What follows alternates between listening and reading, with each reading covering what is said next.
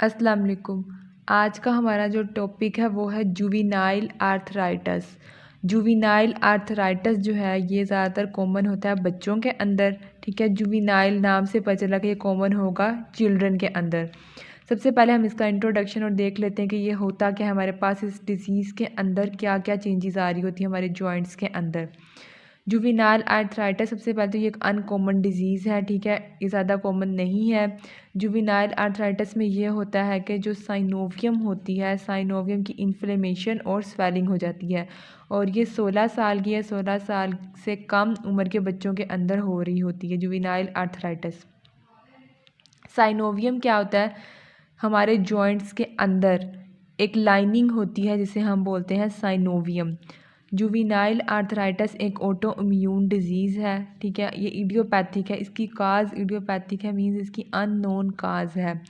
लेकिन कुछ रिसर्चर्स जो हैं वो बिलीव करते हैं, उनका ये मानना है कि जुवेनाइल आर्थराइटिस जो है जेनेटिक्स से भी रिलेटेड है, इन्फेक्शंस की वजह से भी हो सकती है, और कुछ इन्वायरमेंटल ट्रिगर्स भी हैं जो जुवेनाइल आर्थराइटिस को ट्रिगर करते हैं। नेक्स्ट हमारे पास जुवेनाइल आर्थराइटिस की टाइप्स हैं, 5 टाइप्स हैं इसकी। Systemic arthritis, oligo arthritis, poly arthritis, psoriatic arthritis, enthesitis, related arthritis. अब हम इन पांचों टाइप्स को बारी बारी स्टडी कर लेते हैं। सबसे पहले है हमारे पास सिस्टेमिक आर्थराइटिस। सिस्टेमिक आर्थराइटिस को हम स्टील्स डिजीज़ भी बोलते हैं। नाम से पता चला सिस्टेमिक मीन्स या तो ये पूरी बॉडी को इफ़ेक्ट करेगी या फिर बॉडी के मैनी सिस्टम्स को इन्वॉल्व करेगी। इसके साइन एंड सिम्टम क्या आते हैं सिस्टेमिक आर्थराइटिस में, इसमें हाई फीवर होता है और साथ में रैशेस अपीयर होते हैं बॉडी के ऊपर। रैशेस कहाँ कहाँ अपीयर होते हैं, ट्रंक्स पे, आर्म्स पे और लेग्स पे।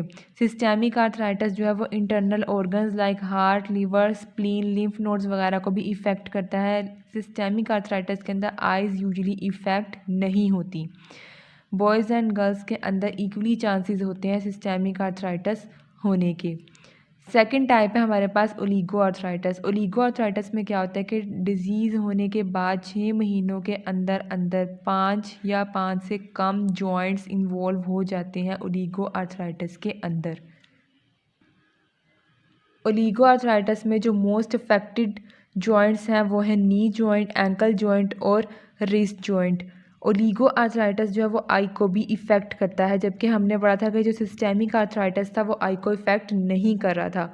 ओलिगो आर्थराइटिस आई को इफ़ेक्ट करता है, मोस्ट ऑफन आई का एक पार्ट होता है आइरस, उसको इफ़ेक्ट कर रहा होता है। ओलिगो आर्थराइटिस जो है वो गर्ल्स में ज़्यादा होता है as compare to boys. Third पे हमारे पास आ जाती है पॉली आर्थराइटिस। पॉली आर्थराइटिस को हम PJI भी बोलते हैं, poly articular juvenile idiopathic arthritis. Poly arthritis में क्या होता है कि डिजीज़ होने के बाद फर्स्ट 6 मंथ्स के अंदर अंदर 5 या 5 से ज़्यादा जॉइंट्स इन्वॉल्व हो जाते हैं। ओलिगो आर्थराइटिस के अंदर पहले 6 महीनों के अंदर 5 से कम जॉइंट्स इन्वॉल्व हो रहे थे, और पॉली आर्थराइटिस के अंदर डिजीज़ होने के 6 महीनों के अंदर अंदर 5 से ज़्यादा जॉइंट्स अफेक्ट हो जाते हैं। मोस्ट कॉमनली कौन से जॉइंट्स अफेक्ट होते हैं पॉली आर्थराइटिस से, जो नेक के जॉइंट्स, ठीक है, और हैंड्स और फीट के जॉइंट्स भी इन्वॉल्व होते हैं। पॉली आर्थराइटिस भी जो है वो गर्ल्स में ज़्यादा होता है एज़ कम्पेयर टू बॉयज़ में। नंबर 4 पे हमारे पास आ जाता है सोरियोटिक आर्थराइटिस। सोरियोटिक आर्थराइटिस जो है ये उन बच्चों के अंदर होता है जिनके अंदर सोरियोसिस डिजीज़ हो। सोरियोसिस एक स्किन रिलेटेड डिजीज़ है, या फिर उनके अंदर आर्थराइटिस हो। सोरियोटिक आर्थराइटिस जो होती है इसमें क्रोनिक इन्फ्लेमेशन हो जाती है जॉइंट्स की, और स्किन के ऊपर रेड पैचेस बन जाते हैं और स्केल्स बन जाते हैं स्किन के ऊपर। ये मोस्ट कॉमनली अफेक्ट करती है हमारी फिंगर की टिप्स को और साथ में स्पाइन को, ठीक है। इसमें हमारी फिंगर्स और टोज़ वगैरह की जो है स्वेलिंग हो जाती है, और हम इसे रिलेट करते हैं जेनेटिक्स के साथ कि ये जेनेटिकली लिंक्ड डिजीज़ है। नेक्स्ट हमारे पास आ जाते हैं इंथिसाइटिस रिलेटेड आर्थराइटिस। ये मोस्टली किन जॉइंट्स को इफ़ेक्ट करती है, स्पाइन को, हिप को, आइज़ को और इंथीसिस को। इंथीसिस हमारे पास क्या होता है, हमारे पास इंथीसिस हमारे पास वो पार्ट होता है जहाँ पे टेंडन जो है वो बोन के साथ अटैच हो रहा होता है, उसे हम बोलते हैं इंथीसिस। ये मेनली बॉयज़ में होती है जो ओल्डर होते हैं, older than 8 years of age. 8 साल से बड़ी उम्र के जो लड़के होते हैं उनमें ये हो रही होती है। सिम्टम्स क्या होते हैं जुवेनाइल आर्थराइटिस के? सबसे पहले इसमें जॉइंट स्टिफनेस हो रही होती है। जॉइंट स्टिफनेस या हम इसे मॉर्निंग स्टिफनेस भी कहते हैं, क्योंकि ये मॉर्निंग में जॉइंट स्टिफनेस होती है तो हम इसे मॉर्निंग स्टिफनेस भी बोलते हैं। पेन होती है, स्वेलिंग होती है और टेंडरनेस होती है जॉइंट्स में, ठीक है।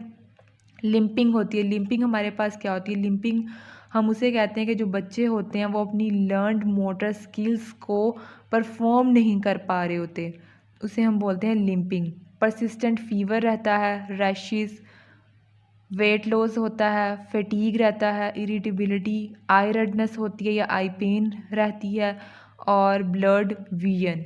ये सारे हैं हमारे पास जुवेनाइल आर्थराइटिस के सिम्टम्स। नेक्स्ट हमारे पास आ जाता है जुवेनाइल आर्थराइटिस का डायग्नोसिस। डायग्नोसिस में हम कंप्लीट ब्लड टेस्ट करवा सकते हैं, ठीक है। ब्लड और यूरिन टेस्ट भी करवाते हैं, एक्सरे करवाते हैं जॉइंट्स का डिफॉर्मिटी को देखने के लिए, ब्लड कल्चर करवा लेते हैं, एमआरआई करवाते हैं सॉफ्ट टिश्यूज़ को देखने के लिए, वायरसेस का टेस्ट करवा लेते हैं, लाइम डिजीज़ का टेस्ट करवाते हैं, ईएसआर, एरिथ्रोसाइट, सेडिमेंटेशन रेट करवा लेते हैं, बोन मैरो एग्ज़ाम करवाते हैं। बोन मैरो एग्ज़ाम क्यों करवाते हैं? ल्यूकीमिया को चेक करने के लिए, ठीक है। RH factor test, rheumatoid factor test भी करवाते हैं, एंटीबॉडी, एंटी न्यूक्लियर टेस्ट भी करवाते हैं, क्योंकि हमने स्टार्ट में पढ़ा ये ऑटो इम्यून डिजीज़ है तो इस टेस्ट से जो है वो डिटेक्ट करने में आसानी होती है। एंटी न्यूक्लियर एंटीबॉडी टेस्ट से कि ये ऑटो इम्यून डिजीज़ होगी तो फिर इसका मतलब है कि ये जुवेनाइल आर्थराइटिस ही है। जॉइंट फ्लूइड सैम्पलिंग करवाते हैं और साइनोवियल टिश्यू सैम्पलिंग करवाते हैं। ट्रीटमेंट में हमने किन चीज़ों को टारगेट करना है? हमने पेन को कम करना है, स्वेलिंग को कम करना है, जॉइंट मोबिलिटी और स्ट्रेंथ को इंक्रीज़ करना है, और जॉइंट डैमेज से और कॉम्प्लिकेशन से प्रिवेंट करना है। पेन को कम करने के लिए हम एनसेड्स देंगे। एनसेड्स में हम आइबोब्रूफिन, नेप्रोक्सिन और एस्पिरिन देंगे।